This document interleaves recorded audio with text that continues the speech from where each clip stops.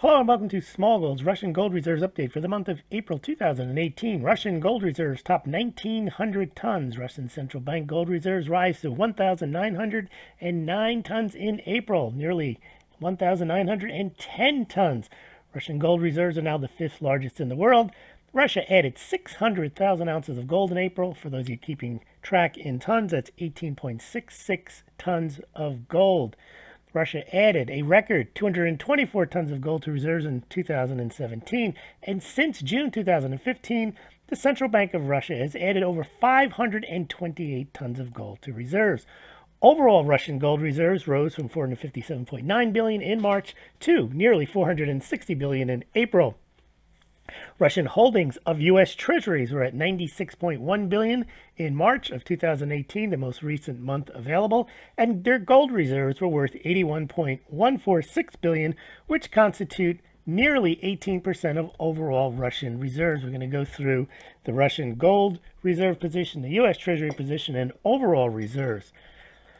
So, Russia has added 208 tons of gold in 2015 to reserves, and then another 199 tons of gold in 2016, and yet another 224 tons in 2017.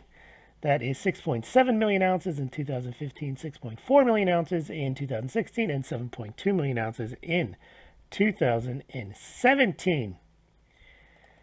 So let's take a look at the chart. So through April, the Russian Central Bank has added 2.3 million ounces after adding those 600,000 ounces in April. That's about 71.54 tons of gold so far this year, probably on track to add another 200 tons of gold to reserves. Here you can see the steady and inexorable rise of Russian gold reserves since June 2015 when we started covering it. 1,281 tons all the way up to 1,909 tons. That's 628 tons since the summer of 2015. Here's a longer-term chart that shows basically since the financial crisis, Russia has been serious about adding gold, especially the last 3 or 4 years. Here you can see 208, 199, and 224 tons. However, during the 90s, Russia was basically a net seller of gold. Started changing that around 2006, and has since been a net gold buyer for the last 12 years. By the way, if you're interested in being a net gold buyer yourself, you can do so through the Smaulgld site. Not investment advice, but you do have options to click on the links and purchase your gold or silver through Golden Eagle Coins, SD Bullion, or Money Metals Exchange. Compare pricing and shipping and make your purchase, and Smaulgld gets a small commission. That's one way of helping out the site. You can also help the site out by becoming a Smaulgld patron. Links on the site and below this BitChute and YouTube, or donating a small amount or large amount via PayPal or Bitcoin or Litecoin. Now here is a chart showing Russian monthly gold purchases from June 2014 to April 2008, and you can see many months over 500,000 ounces added. Some months, 1, 2, 3, 4, 5, 6, 7 months at 1 million or more ounces added per month. Russia has added about 830 tons during the time period that this chart shows, June 2014 to April 2018. That's 26.7 million ounces. Now, Russia has been adding, when I say Russia, the Central Bank of Russia has been adding gold at a far faster clip than the People's Bank of China, which has not reported adding any gold to reserves since October 2016. But even when the People's Bank of China was reporting adding gold to reserves, they were still adding gold at a lower rate than China. That is not to say that China itself is not still consuming gold, not still importing gold, not still mining gold. It's just not ending up on the People's Bank of China's balance sheets. It is at other places in the country. It is at other banks, other sovereign wealth funds, and other wealthy individuals in the country. Now, Russian gold reserves, keep in mind, why is Russia buying gold? It's not so much because they are ditching the dollar. It is really because they are doing two things. Yes, they're trying to reduce their gold, their reserves as a percentage of reserves in dollars, and by doing that, in order to do that, they are adding gold, but they still have significant U.S. dollar amounts in dollars, foreign currency holdings, and also in U.S. treasuries.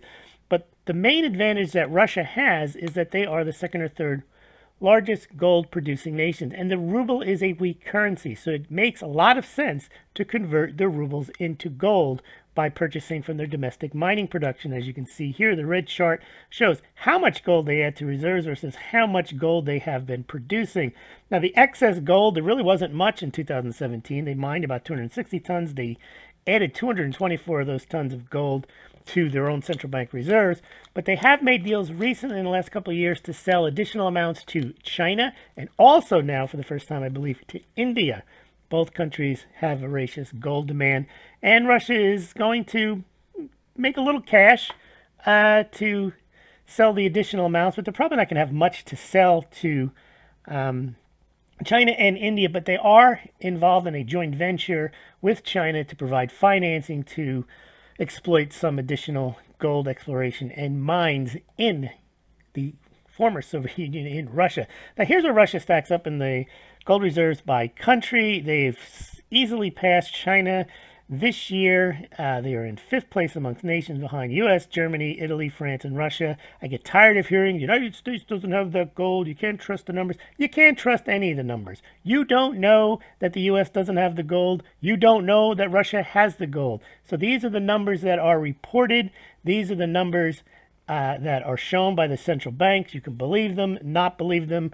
But the one thing you shouldn't do is insist that you know the United States doesn't have the gold because you heard a bunch of people screaming and yelling about it on YouTube.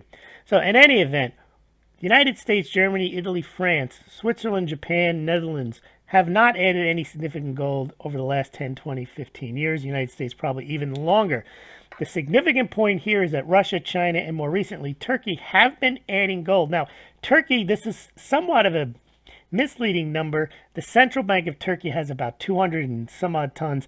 The rest of this gold is included in Turkey's reserves because they're, I think it's in other banks that have relationships with the Central Bank of Turkey. Now, if you go by that, you might want to boost up the Chinese numbers as well because we don't know, but I would think it's a good guess that a lot of the state-owned banks in China that are either wholly owned or partially owned by the People's Bank of China have gold, and you could include those numbers. But keep in mind, when people make a big deal out of these numbers, it's a lot of gold, but it's not a lot of value. When I say value, I mean in nominal dollar terms. So these 1,900 tons are worth only $81 billion. So I kind of laugh when people say, well, the United States doesn't have this gold. Well, maybe they don't. Maybe it's lent out. But the point being is if the U.S. wanted gold, they could buy $80 billion worth of gold and have another 2,000 tons if they so chose. Remember, QE at one point was over 200 billion a month. So the amount of gold that's in the, as represented as reserves, that's in the financial system is very small compared to the amount of dollars, treasuries, euro, yen, Swiss francs, Australian dollars, and Canadian dollars, and a few yen that central banks hold as reserves. And beyond that, just in general, the amount of gold, not paper promises, not gold traded on COMEX or Shanghai Gold Exchange, the amount of physical gold represented by these banks, it's maybe $500 billion, which is a lot, but it's not a lot in the grand scheme of overall global finance. Now, here is what Russia has been doing since January 2016. This is quite impressive. This is a central bank that is serious about not having a lot of debt and also adding to reserves, even though the country's been under sanctions for most of this time period and even before, going back as far as 2014, 2015. Their currency is weak, as Turkey's is weaker, but they have done a serious job of adding to reserves, and that includes not just adding gold, but also rebuilding the U.S. Treasury position, which at one point was down to $67 billion. You can see right here, I think that's October 2015. They had sold off a significant portion of the U.S. Treasuries, but you can see they've added them back, and they're holding up steady, ever since March 2017 at about $100 billion. And I think that's about it for today's Russian report. We'll report next month on their May gold reserves. Thank you very much for listening, and we'll think the next report is going to be on the Shanghai Gold Exchange April withdrawals, and then we should have something on U.S. Treasuries held by foreigners, and then we're back to Moronica and the Weekend Review this weekend. So thanks for listening.